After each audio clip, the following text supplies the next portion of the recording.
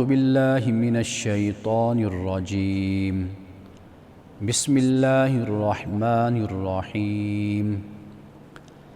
وَلَقَدْ عَلِمْتُمُ الَّذِينَ اعْتَدَوْا مِنْكُمْ فِي السَّبْتِ فَقُلْنَا لَهُمْ كُونُوا قِرَدَةً خَاسِئِينَ فَجَعَلْنَاهَا نَكَالًا لِمَا بَيْنَ يَدَيْهَا وَمَا خَلْفَهَا وَمَوْعِظَةً لِلْمُتَّقِينَ صدق اللہ العظیم۔ اور اپنے ان لوگوں کا علم تو تمہیں ہے ہی جنہوں نے سبت کے معاملے میں حدود الہی کی بے حرمتی کی، تو ہم نے ان کو دھتکارا کہ ہو جاؤ ذلیل بندر، تو ہم نے اس کو نمونہ عبرت بنا دیا ان لوگوں کے لیے جو اس کے آگے اور پیچھے تھے، اور اس کو خدا ترسوں کے لیے نصیحت بنایا۔ پروگرام الکلام میں آپ تمام دیکھنے والوں کو خوش آمدید۔ گزشتہ پروگرام میں ہم نے سورۃ البقرہ کی آیت نمبر 62، 63 اور 64 ان 3 آیات پر ہم نے بات کی تھی۔ اب آیت نمبر 65 اور 66 ہمارے سامنے ہے۔ آپ تلاوت اور ترجمے سے اس بات تک پہنچ گئے ہوں گے کہ یہاں پر اللہ سبحانہ وتعالیٰ نے سبت کا ذکر کیا ہے، اور پھر بطور سزا کے بندر بنانے کا بھی ذکر یہاں پر کیا گیا ہے۔ یوم السبت یعنی ہفتے کے روز منع کیا گیا تھا ایک قوم کو کہ اس روز تم نے مچھلیاں نہیں پکڑنی، کوئی کاروبار، کوئی تجارت نہیں کرنی، تو لیکن انہوں نے اللہ تعالیٰ کی نافرمانی کی۔ یعنی نافرمانی کی ایک صورت یہ ہوتی ہے کہ ڈائریکٹ اس کا انکار عملی طور پر کر کے دکھا دیا جاتا ہے۔ ایک صورت اس کی یہ ہوتی ہے کہ چور دروازے پیدا کیے جاتے ہیں اور بنائے جاتے ہیں۔ یعنی مثال کے طور پر اللہ سبحانہ وتعالیٰ نے ہفتے کے روز مچھلیوں کو پکڑنے سے تو منع کر دیا، لیکن انہوں نے اس دن مچھلیاں تو نہ پکڑی، لیکن انہوں نے ایسے راستے اور طریقے اختیار کر لیے کہ ہفتے کی جو مچھلیاں ہیں وہ اکٹھی ہو جاتی تو پھر وہ اگلے دن پکڑ لیا کرتے تھے۔ یعنی اس کا ایک انتظام کر لینا۔ یہ جو تعویل اور یہ جو ایک ہیلہ ہے، اس کو بھی اللہ سبحانہ وتعالیٰ نے پسند نہیں فرمایا۔ لیکن بہرحال اللہ سبحانہ وتعالیٰ امتحان لیتا ہے۔ حضرت آدم علیہ السلام، حضرت حوا کو یہ فرمایا کہ وَلَا تَقْرَبَا هَٰذِهِ الشَّجَرَةَ، اس درخت کے پاس نہیں جانا۔ وہ رب ہے، وہ مالک ہے، وہ بندے کو آزماتا ہے، اس کا امتحان لیتا ہے۔ تو لہٰذا جس چیز سے اللہ سبحانہ وتعالیٰ منع فرماتا ہے، یہ نہیں کہ اس چیز میں کوئی ایسا مسئلہ، کوئی ایشو ہو سکتا ہے، بلکہ وہ بندے کو کسی بات سے اور کسی وجہ سے ہی آزماتا ہے۔ اب یہ جو یوم السبت ہے یا اصحاب السبت، یہ قوم، اس کا ذکر قرآن مجید میں 1-2 اور مقام پر بھی آیا۔ میں چاہتا ہوں کہ میں وہ بھی آپ کے سامنے رکھوں، اس لیے کہ صرف یہ نہیں کہ اللہ سبحانہ وتعالیٰ نے یہ کہا کہ تم بندر بن جاؤ پھٹکارے ہوئے، بلکہ ایک مقام پر خنزیر کا بھی ذکر آتا ہے، یعنی خنازیر۔ ہم ان 1-2 مقام پہ ہم پڑھتے ہیں، اس سے بات زیادہ واضح ہو جائے گی کہ اللہ سبحانہ وتعالیٰ نے یہ جو سورۃ البقرہ میں فرمایا، یہ اس کا پس منظر کیا ہے اور یہ کیا فرمایا جا رہا ہے۔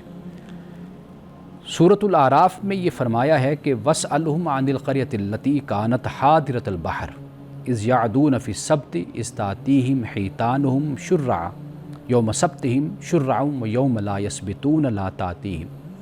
كَذَلِكَ نَبْلُوهُمْ بِمَا كَانُوا يَفْسُقُونَ وَإِذْ قَالَتْ أُمَّةٌ مِّنْهُمْ لِمَ تَعِظُونَ قَوْمًا اللَّهُ مُهْلِكُهُمْ أَوْ مُعَذِّبُهُمْ عَذَابًا شَدِيدًا قالوا معذرة إلى ربكم ولعلهم يتقون۔ اب یہاں پہ یہ فرمایا ہے کہ اے نبی صلی اللہ علیہ وسلم آپ ان سے پوچھئے بستی کے بارے میں کہ جس کے جو رہنے والے تھے اس بستی کے، وہ ایک دریا کے کنارے پر وہ رہتے تھے، وہ بستی دریا کے کنارے پہ واقع تھی۔ جب وہ سبت کے معاملے میں حد سے بڑھ گئے کہ ان کے پاس سبت کے دن مچھلیاں آتی اور بہت زیادہ آتی، اور جب سبت کے علاوہ دن ہوتا تو اس دن مچھلیاں نہیں آیا کرتی تھی، یعنی یہ ایک امتحان کی صورت بن گئی۔ جیسے صحابہ کرام رضوان اللہ تعالیٰ علیہ مجمعین کہتے ہیں کہ جب ہم حالت احرام میں ہوتے تو اس وقت ہمارے طرف جانور زیادہ آتے تھے، یعنی جن کو شکار کیا جا سکتا تھا، لیکن چونکہ ہم حالت احرام میں ہوتے تھے تو لہٰذا شکار کرنا تو ممنوع ہے حالت احرام میں، لیکن ایک آزمائش اور امتحان کے لیے جانوروں کا زیادہ ہماری طرف آنا ہوتا تھا۔ تو یہی صورتحال کہ سبت کے دن مچھلیاں اچھل اچھل کر سامنے آتی، لیکن جب سبت کا دن نہیں ہوتا تھا تو اس دن مچھلیاں بھی نہیں آتی تھیں۔ تو فرمایا کذالک نبلوہم بما کانوا یفسقون، اس طرح ہم نے ان کو آزمایا بسبب اس کے کہ یہ لوگ فسق کرتے تھے۔ اب یہاں پر آپ دیکھ لیجئے کہ اللہ سبحانہ وتعالیٰ نے ان کے اس کردار کو بیان کیا ہے اور یہ بتایا ہے کہ یہ اللہ تعالیٰ کی حدود کو، احکام کو توڑنے والے لوگ تھے، یعنی ان کے اندر سرکشی تھی۔ اور اسی طریقے سے ایک اور مقام پر اللہ پاک نے یہ فرمایا سورۃ المائدہ میں قُلْ هَلْ أُنَبِّئُكُمْ بِشَرٍّ مِّن ذَلِكَ مَثُوبَةً عِندَ اللَّهِ مَن لَّعَنَهُ اللَّهُ وَغَضِبَ عَلَيْهِ وَجَعَلَ مِنْهُمُ الْقِرَدَةَ وَالْخَنَازِيرَ وَعَبَدَ الطَّاغُوتَ أُولَٰئِكَ شَرٌّ مَّكَانًا وَأَضَلُّ عَن سَوَاءِ السَّبِيلِ۔ فرمایا کہ اے نبی صلی اللہ علیہ وسلم آپ کہہ دیجئے کہ کیا میں تم کو بتاؤں کہ اللہ کے نزدیک اس سے بدتر بدلہ پانے والے کون ہیں؟ فرمایا وہ جس پر اللہ نے پھٹکار کی اور اس پر ناراض ہوا، اور ان میں سے بندر اور سور بنائے، اور وہ جس نے شیطان کی پرستش کی، یہ مرتبہ میں بدتر اور سیدھے راستے سے بہت دور پھٹکے ہوئے ہیں۔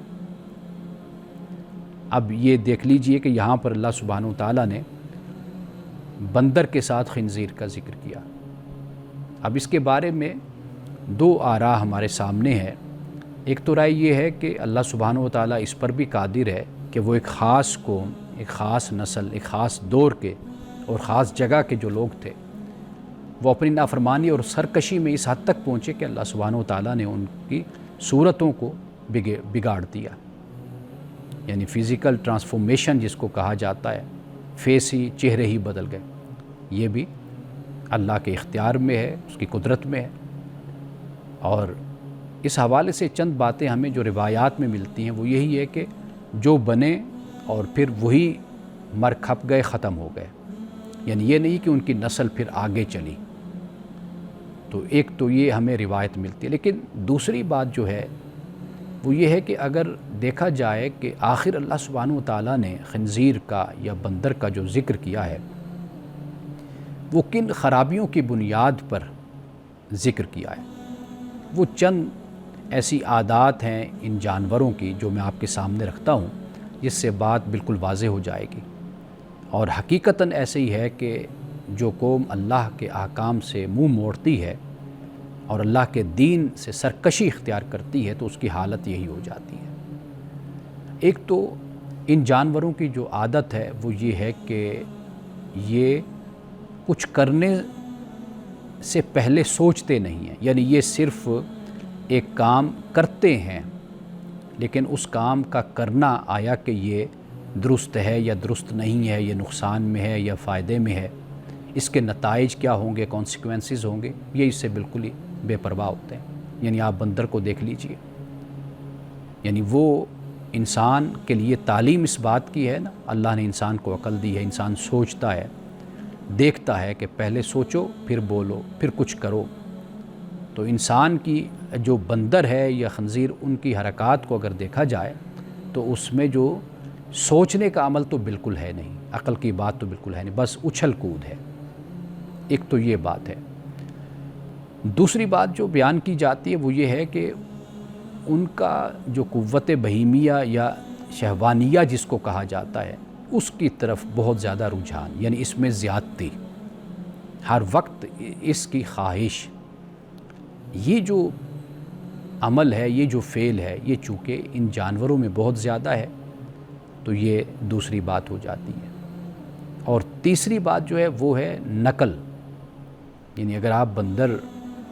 کو دیکھیں تو اس میں نقل کرنے، یعنی جسے ہم کہتے ہیں کہ ایک اصل انسان کے اندر ہوتی ہے کہ انسان جینون کام کرتا ہے، بنیادی کام کرتا ہے، تو ان جانوروں میں ہم دیکھتے ہیں کہ یہ صلاحیت بھی ان میں نہیں ہوتی۔ وقفے کے بعد مزید اسی نقطے پہ ہم بات کرتے ہیں۔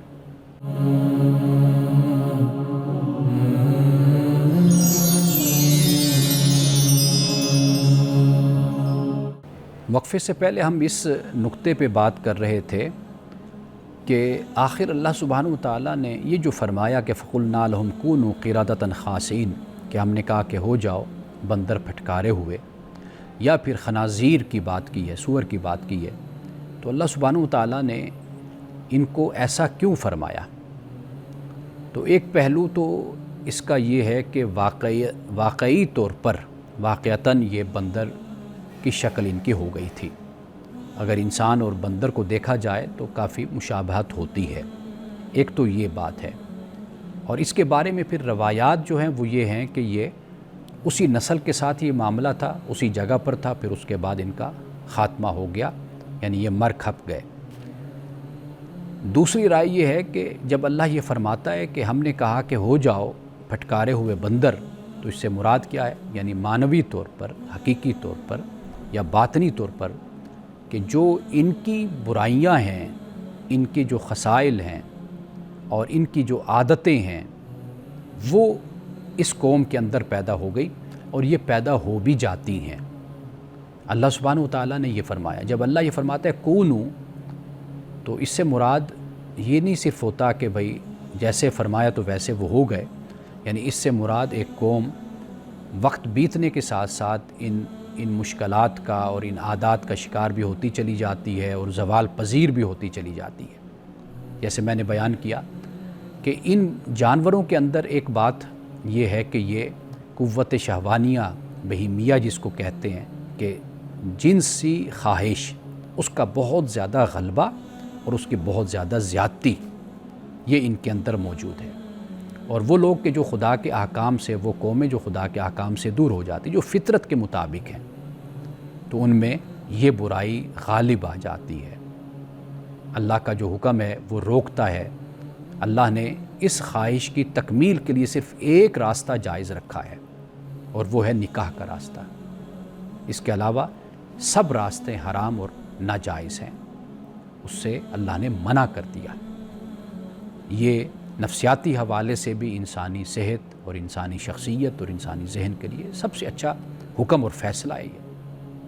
اسی طرح دوسری جو خرابی نظر آتی وہ یہ ہے کہ اچھل کود ہے، بس کوئی بھی کام ہے اس کے پیچھے عقل نہیں ہے، اس کے پیچھے عقل کا استعمال نہیں ہے، سوچ بچار نہیں ہے۔ یہ ان جانوروں میں یہ بات نظر آتی ہے، آپ بندر کو دیکھ لیجئے۔ تیسری بات یہ کہ جسے جینوینٹی کہا جاتا ہے کہ ایک قوم اپنی اصل کو کھو بیٹھتی ہے، یعنی ان کی جو کریٹیو ایبیلٹی ہے، صلاحیت ہے، تخلیقی صلاحیت ہے، وہ ختم ہو جاتی ہے۔ ان کے اندر بھی یہی بات نظر آتی ہے کہ اگر آپ مثال کے طور پر بندر کو دیکھیں تو آپ اس کی طرف جو چیز پھینکیں گے وہ واپس، یعنی جس طرح آپ اس کے ساتھ کریں گے وہ اسی طرح ہی نقل کر کے آپ کو دکھائے گا، یعنی امیٹیشن جس کو کہا جاتا ہے وہ بھی اس کے اندر ہوتی ہے۔ تو لہٰذا سمجھ یہ آتی ہے کہ وہ قوم جو اللہ کے حکم سے روگردانی کرتی ہے، منہ پھیر لیتی ہے، ایک تو جنسی بے راہ روی اس قوم میں زیادہ ہو جاتی ہے۔ دوسری بات یہ ہے کہ وہ اپنی تخلیقی صلاحیت، جینوینٹی جو ہے وہ اپنی کھو بیٹھتے ہیں، کریٹیو ایبیلٹی ان کی ختم ہو جاتی ہے۔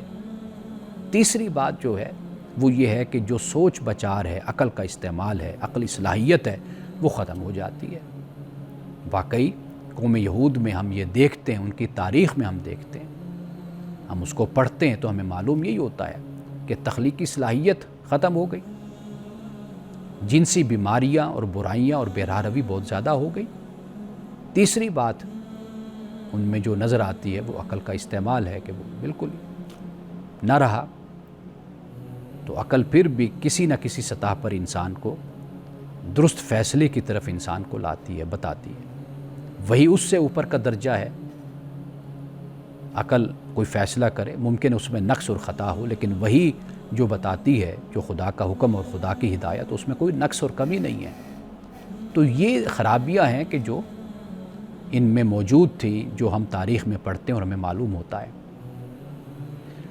اور یہ بات قرآن مجید میں مختلف مقامات پر مختلف اسلوب اور انداز میں بیان بھی کی گئی ہے۔ یعنی مثال کے طور پر آپ دیکھیے کہ قرآن پاک نے کتے کا ذکر کیا اور انسان کو اس سے تشبیہ دی، بتایا کہ بھئی جیسے کتا ہے، انسان دیکھتا ہے، سمجھتا ہے، لیکن کتا سونگھتا ہے، یعنی وہ اپنی سونگھنے کے پیچھے وہ چلتا ہے۔ اسی طرح گدھے کی قرآن پاک نے مثال دی ہے کہ یہ لوگ ہیں تو تورات کے عالم، لیکن ان کی حالت یہ ہے کہ بس ایسے ہی ہیں کہ جیسے گدھے پر کتابیں لاد دی جائیں۔ یعنی انسان پڑھتا ہے تو کیوں پڑھتا ہے؟ اس لیے کہ وہ اپنے کردار کو بدلے، اپنے اخلاق کو بدلے، اپنی معاشرت کو بدلے، اپنی سوچ اور فکر کو بدلے، تو ان میں وہ تبدیلی نہیں آتی۔ تو گویا قرآن مجید نے یہ سب کچھ اس لیے بیان کیا کہ یہ بتایا جائے کہ انسان کو اللہ تعالیٰ نے پیدا کیا ہے ارادہ اور اختیار کے ساتھ، اور وہ اپنی اس ارادہ اور اختیار کے ساتھ سے اچھا کام لے، اس کو یوٹیلائز کرے، اپنی ذات کے لیے بھی، معاشرے کے لیے بھی، اور اپنی آخرت کو بہتر بنائے۔ تو یہاں جب ہم اس کی بات کرتے ہیں بندر کی یا خنزیر کی، تو در حقیقت اس کے پیچھے بنیادی طور پر وجہ یہی ہے، اس لیے کہ جب روح اور اخلاق جو بگڑ جاتے ہیں تو پھر ان کو حیوان سے مثال دی جاتی ہے، اس کو حیوانیت سے اس کو بیان کیا جاتا ہے۔ یعنی قرآن مجید اس بات کو بیان کرتا ہے نا کہ قیامت کے دن ان کو پینے کے لیے پیپ دی جائے گی، خون دیا جائے گا، یہ در حقیقت کیا ہے؟ یہ در حقیقت بدعمالیاں ہیں، برے کردار ہیں، سود خوری ہے، شراب نوشی ہے، یہ رشوت ہے، یہ بدماشی ہے، یہ سرکشی ہے کہ جو اگلے جہان میں جا کر ایک شکل کی صورت میں ان کو پیش کی جائے گی کہ دنیا میں تو یہ سب کچھ تم بڑا اچھا سمجھ کے کیا کرتے تھے، اب آؤ یہ سب کچھ تمہارے سامنے ہے۔ تو کچھ چیزیں ایسی ہیں جو جسے میٹافوریکل ہم کہتے ہیں، سمبولک کہتے ہیں، قرآن پاک اس کو اس انداز سے بیان کر کے ہمیں در حقیقت گناہ سے نفرت کرواتا ہے کہ ہم گناہ سے نفرت کریں۔ تو لہٰذا یہ بات بالکل واضح ہو گئی۔ اب اس کے بعد آئیے تو فرمایا کہ ہم نے یہ جو ان کو بنایا ہے یہ کیا ہے؟ نکال ہے، یہ عبرت، نمونہ عبرت ہم نے ان کو بنایا، کن کے لیے؟ جو لوگ موجود ہیں ان کے لیے بھی، اور جو بعد میں آنے والے ہیں ان کے لیے بھی ہم نے ان کو عبرت اور نمونہ عبرت جس کو کہتے ہیں وہ بنایا ہے۔ تو حقیقت ہے یہی کہ اگر ایک قوم عروج پر ہو، کمال پر ہو، پھر وہ زوال پذیر ہو جائے اور اپنی تخلیقی صلاحیتیں تباہ کر بیٹھے، عقل کی جستجو اور عقل و فکر کو ختم کر بیٹھے، اور پھر اس قوم کی حالت یہ ہو جائے کہ اس میں جنسی بے راہ روی پھیل جائے، تو وہ واقعی پھر نمونہ عبرت بن جاتی ہے۔ زوال کی بنیادی وجوہات بھی یہی ہیں جو قرآن پاک بیان کر رہا ہے۔ تو یہاں پر یہ حقیقت واضح ہو جاتی ہے، اور اللہ پاک جو فرماتا ہے آخر میں وہ یہ ہے کہ اور جو متقین ہیں ان کے لیے اللہ سبحانہ و تعالیٰ نے اس کو نصیحت بنایا ہے۔ یہ بات بھی بہت سمجھنے والی ہے، اس لیے کہ سبق ہمیشہ اس کے لیے ہوتا ہے کہ جو سبق حاصل کرنا چاہتا ہے، جس میں کوئی احساس ہوتا ہے، جس میں کچھ چاہت ہوتی ہے کہ وہ اچھائی کے راستے کو اختیار کرے، اچھائی کے راستے پر چلے۔ اور جو ایسا نہیں کرتے تو اللہ سبحانہ و تعالیٰ نے فرما دیا کہ بھئی یہ جو میری کتاب ہے اور یہ جو میں تاریخ بیان کرتا ہوں اور یہ جو واقعات کو میں بیان کرتا ہوں، ان واقعات کو بیان کرنے کی جو حکمت ہے وہ حکمت یہ ہے کہ جو معاشرے میں اچھے لوگ ہیں، متقین ہیں، اور جو چاہتے ہیں کہ ہم اللہ کے حکم کے مطابق اپنی زندگی کو گزاریں، تو پھر تو فرمایا کہ یہ ان کے لیے یہ نصیحت ہے، متقین کے لیے نصیحت ہے۔ آج اپنی گفتگو یہاں تک ہم رکھتے ہیں اور ایک وقفے کے بعد سوالات کی طرف ہم آئیں گے. تو ایک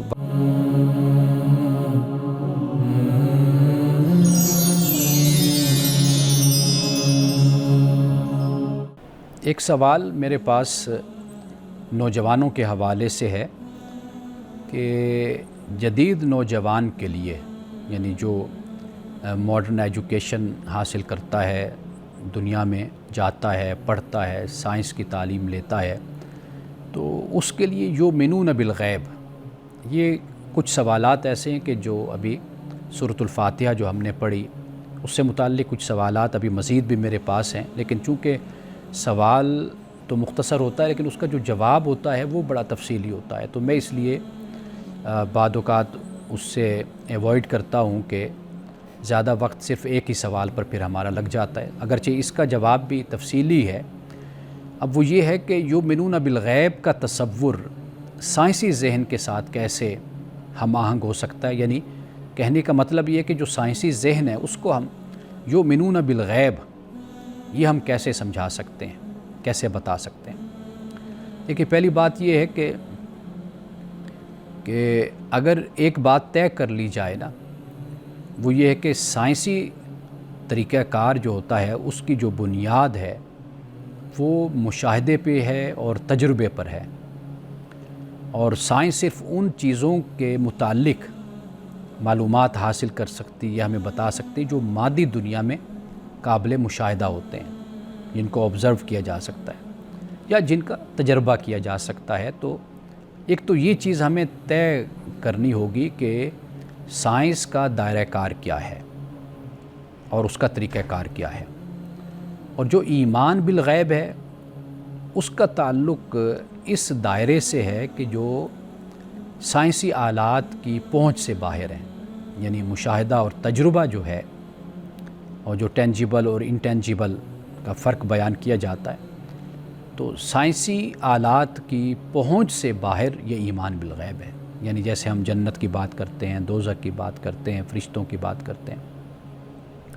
تاریخی یا اخلاقی جو سچائیاں ہوتی ہیں ان کا تجربہ نہیں کیا جا سکتا، یعنی کوئی لیبارٹری ایسی نہیں بنی کہ جو تاریخی اور اخلاقی جو سچائیاں ہیں ان پر تجربہ کر کے ہمیں بتائے کہ ہاں یہ تاریخی سچائی ہے یا اخلاقی سچائی ہے. اچھا، جو سائنسی ذہن ہے وہ اس بات کو تسلیم کرتا ہے کہ جس چیز کا تجربہ نہیں ہو سکتا لیکن اس کا وجود ممکن ہے، اس کا وجود ممکن ہے. یعنی انسان کے اندر روح ہے، سانس ہے، میں بات کر رہا ہوں تو وہ نظر نہیں آتی، اس کا تجربہ نہیں ہو سکتا لیکن اس کا وجود ممکن ہے. لیکن سائنس نہ تو اسے ثابت کر سکتی ہے اور نہ اسے رد کر سکتی ہے. یعنی ایک حالت یہ بھی تو ہوتی ہے نا کہ جہاں پر آپ اپنے علم کی حد کو جانتے ہیں، آپ کہتے ہیں کہ یہاں تک تو میں اس بات کا علم رکھتا ہوں لیکن اس کے بعد کا مجھے پتہ نہیں ہے. ایک یہ بھی صورت بنتی ہے. سائنسدان جو صحیح یعنی جو اونیسٹ رائے اس کی ہوگی وہ یہی ہوگی کہ وہ غیب کو رد نہیں کر سکتا، جو انویزیبل ہے، جو نظر نہیں آتا اس کو رد نہیں کر سکتا. لیکن غلط ثابت کرنے کا بھی اس کا کوئی ثبوت نہیں ہے اور کوئی طریقہ بھی نہیں ہے. تو یہ دو باتیں یعنی اس کو ہمیں سمجھنی چاہیے کہ سائنسدان غیب کو رد بھی نہیں کر سکتا اور غلط ثابت کرنا وہ بھی اس کے اختیار میں نہیں، اور اس کے پاس کچھ ایسا طریقہ نہیں ہے کہ وہ اس کو کوئی غلط ثابت کر سکے. اور پھر اس سے جو بات سمجھ آتی وہ یہ ہے کہ غیب علم کے ایک مختلف ذریعے کے ذریعے سمجھ آتا ہے، ایک مختلف میڈیم ہے. وہ کیا ہے؟ وہ وحی ہے. اور یہ سائنسی دائرے سے متصادم نہیں ہے. جو پہلے میں نے بات کی وہ بات میری آپ ذہن میں رکھیے. یعنی یہ دو متوازی ہے، سائنس اپنی جگہ پر اور جو وحی ہے، علم غیب ہے وہ اپنی جگہ پر ہے. یہ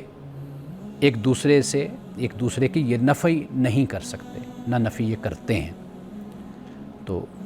اور یہ بھی یاد رکھیے کہ یؤمنون بالغیب کا جو مطلب ہے غیب پہ ایمان لانا یا غیب میں ایمان لانا، ہم اس پر بڑی تفصیل کے ساتھ بات کر چکے ہیں. تو اس کا مطلب ہرگز یہ نہیں کہ عقل کو معطل کر دیا جاتا ہے، بلکہ عقل کو معطل نہیں کیا جاتا. یعنی قرآن نے غیب پہ جو ایمان کی دعوت دی ہے وہ دلائل کے ساتھ دی ہے. خدا کی ذات پر بھی دلائل دی ہیں. اور یہ ساری کائنات، بلکہ قرآن تو یہ کہتا ہے کہ بھئی تم وفی انفسکم افلا تبصرون، کہ تم اپنے میں بھی تو غور کر کے دیکھو نا، اپنے آپ کو دیکھو. تمہارے اندر ایک پورا جہان ہے اور ایک باہر پورا جہان ہے، تو اس میں غور و فکر کرو، اس کو دیکھو. اپنے آپ پہ غور و فکر کر لو، اپنی ذات کو دیکھ لو. تو لہٰذا ایسا نہیں ہے کہ عقل کو معطل کر دیا جاتا ہے، بلکہ عقل اپنی جگہ پہ قائم ہے، اور اس عقل کا استعمال یہی ہے کہ یہ دلائل اور ثبوت کے ذریعے سے خدا کو مانتی ہے اور خدا کو جانتی ہے. اب اس کے بعد یعنی سائنسی علم کی اگر ہم بات کریں، آخری جملے تو وہ یہ ہے کہ حقیقت کے مادی پہلو کو سائنسی علم واضح کرتا ہے، اور جو ایمان بالغیب ہے یہ حقیقت کے ما بعد طبیعیاتی میٹا فزیکل اور روحانی پہلو کی یہ وضاحت کرتا ہے. تو اب اگر ان دونوں کو ملا لیا جائے تو پھر یہ ایک مکمل تصویر یہ بن جاتی ہے. یعنی اس پوری دنیا کی اور جہان کی اور انسان کی جو پوری تصویر ہے وہ ان دونوں سے مل کر ہی بنتی ہے. تو لہٰذا ایسا نہیں ہے کہ اگر انسانی ذہن ترقی کر گیا، جدید ہو گیا، اس نے سائنس اور ٹیکنالوجی کی تعلیم حاصل کر لی، تو اب وہ یہ سمجھے کہ بھئی مذہب جو ہے یہ بالکل آؤٹ ڈیٹڈ ہے اور اس کا جدید دور سے تعلق نہیں ہے. نہیں، ایسا نہیں ہے. ہم جدید دنیا میں رہتے ہوئے بھی جو حقائق ہیں، ما بعد طبیعیات ہیں، ان کو انسان مانتا بھی آیا ہے اور اب بھی مانتا ہے، اور اس پر بھی دلائل اور اس پر بھی ثبوت موجود ہیں. اب اس کے بعد آئیے، اگرچہ سوالات آج کچھ زیادہ مشکل بھی ہیں اور بڑے اہم بھی ہیں، لیکن میں چاہتا ہوں کہ جو ایک دو سوال ہیں کہ جو رسول اللہ صلی اللہ علیہ وسلم کے زمانہ نزول سے متعلق ہیں، اس کا بھی میں جواب عرض کرتا چلوں. وہ یہ ہے کہ سورۃ البقرہ کی پہلی آیات کے نزول کے وقت مدینہ کے معاشرتی حالات کیا تھے. یعنی جب قرآن مجید کا نزول ہوا، اور خاص طور پر یعنی سورۃ البقرہ، تو اس وقت اس کا نزول جو ہوا وہ حالات کیا تھے، پس منظر کیا تھا. تو اس کے لیے پہلی بات تو یہ یاد رکھیے کہ 4 باتیں، یعنی اس وقت ایک تو رسول اللہ صلی اللہ علیہ وسلم مکہ سے مدینہ آپ تشریف لا چکے تھے. مہاجرین اور انصار، ان کو آپ نے بھائی بھائی بنایا تھا. مواخات جس کو ہم کہتے ہیں، اس کا عمل ہو رہا تھا اس وقت، تاکہ نئے ایک معاشرتی اور ریاستی ڈھانچہ جو ہے وہ تیار کیا جا سکے، اس کی بنیاد رکھی جا سکے. اجتماعی نظم و ضبط اور اطاعت کے لیے پھر اقامت الصلاۃ، اس کی تاکید پھر کی گئی، کیونکہ مسلمان 5 مرتبہ پھر ایک جگہ پر جمع ہوتے تھے، اور اس سے پھر اپنے سیاسی، عسکری، معاشرتی جو مسائل ہیں وہ ڈسکس بھی ہوا کرتے تھے. اس سے اتحاد، مساوات، نظم و ضبط بھی پیدا ہوتا تھا. تو ابھی میں نے ایک نقطے پہ بات کی ہے، تو باقی 3 نقطوں پہ، نکات پہ ہم ایک وقفے کے بعد بات کرتے ہیں.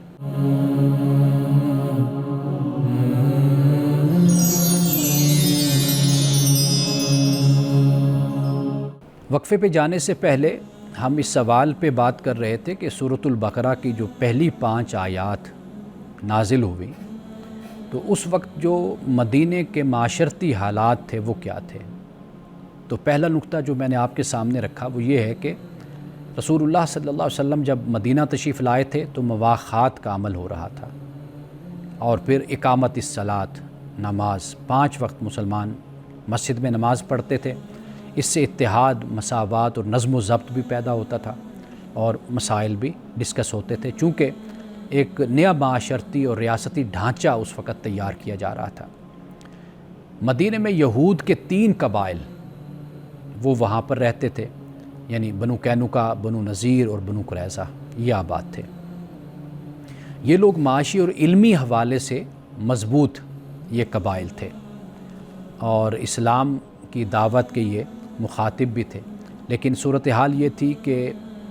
یہ اپنی سابقہ جو ان کے نبوت کہہ لیجئے یا سابقہ جو ان کی روایات، اس پر ان کو بڑا فخر تھا، اور نئے دین کو قبول کرنے کے بجائے اس میں یہ رکاوٹیں پیدا کر رہے تھے۔ تو لہٰذا اسی لیے یہ جو 5 آیات ہیں ان میں آپ دیکھیے تو اللہ سبحانہ وتعالیٰ نے یؤمنون بما انزل الیک وما انزل من قبلک کا بھی ذکر کیا، یعنی ایک لحاظ سے یہ ان کو میسج تھا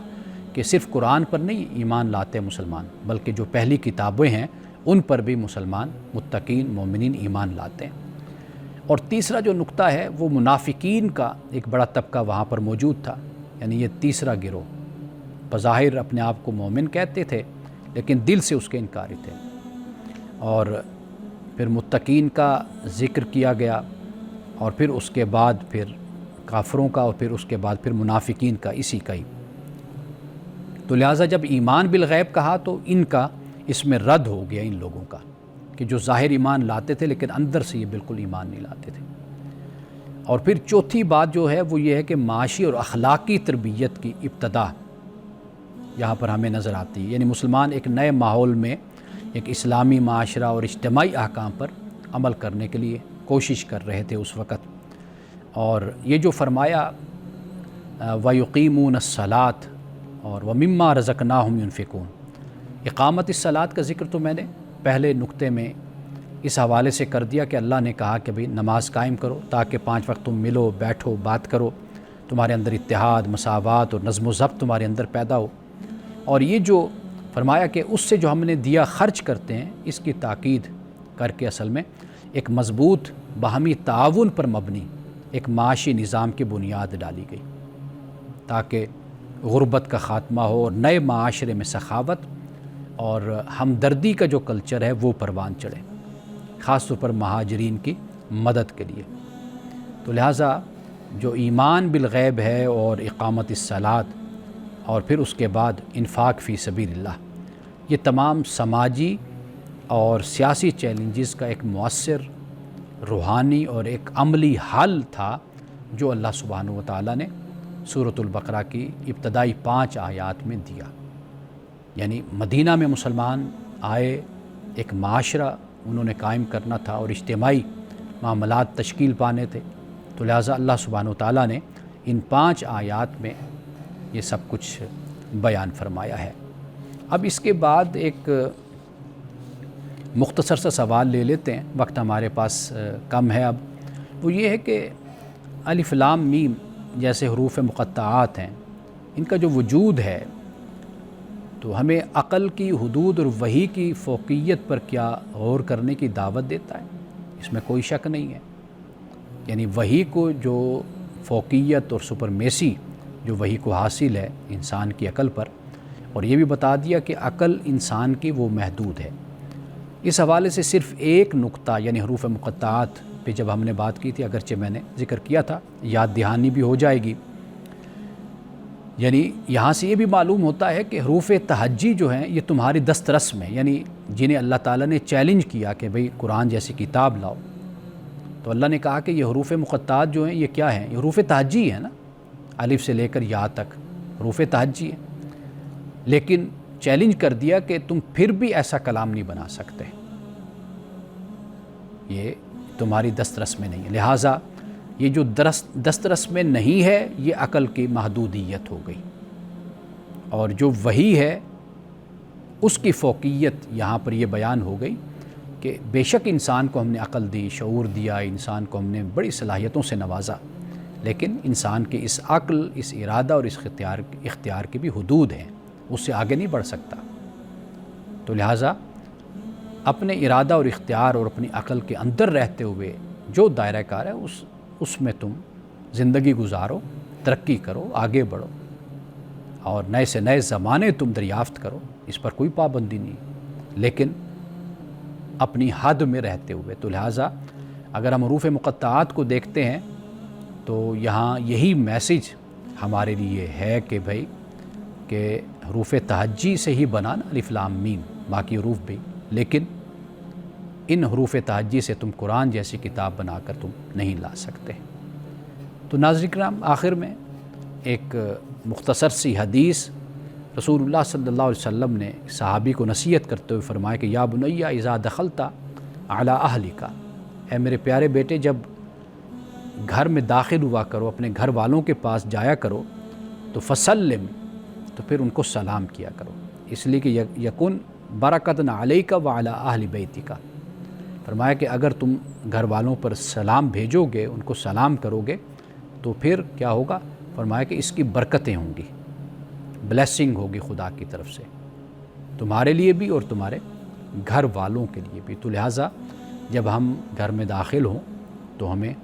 سلام کہنا چاہیے، اور یہ بہت اچھی عادت ہے، ایک بہت اچھی روایت ہے، اسلامی روایت ہے، بڑے کو سلام کرنا اور دیکھنا کہ بھئی کوئی صاحب علم ہے، بڑا ہے، عمر میں بڑا ہے، مرتبے میں بڑا ہے، تو ضرور سلام ہمیں کہنا چاہیے۔ انہی الفاظ کے ساتھ اجازت دیجیے۔ السلام علیکم ورحمۃ اللہ وبرکاتہ۔